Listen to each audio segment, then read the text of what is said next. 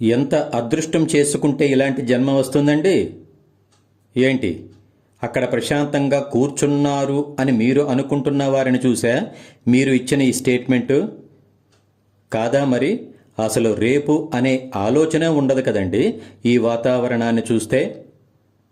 మీరు చెప్పినది అక్షరాల నిజం. వాతావరణం అలానే ఉంది. కానీ అక్కడ కూర్చున్న వ్యక్తికి మనసులో ఎన్నో ఆశలు.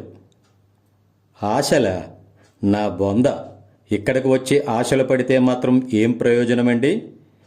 అందుకే వారి శరీరాన్ని మాత్రం ఇక్కడ ఉంచి మనసును మాత్రం చక్కగా ప్రయాణం చేయిస్తున్నారు. ఎందుకని? ఎందుకంటారేంటి? వీరి ఆస్తి వాళ్ళ పిల్లలకు మాత్రమే చెందాలట. త్వరలో కోర్టు నుంచి ఇంకో ఆస్తి కూడా వస్తుందిట. వీరికి మనవరాలు పుడుతుందని ఎవరో జోస్యం చెప్పారట. మనవుడు అయితే బాగున్నని తపన పడుతున్నారు. వీరి పెద్ద కుమార్తెకు ఈ నెలలో ప్రమోషన్ వస్తుందట. అయ్యా, ఇక ఆపండి.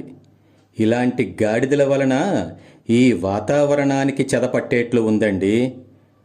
అదేంటి? మరేంటండి?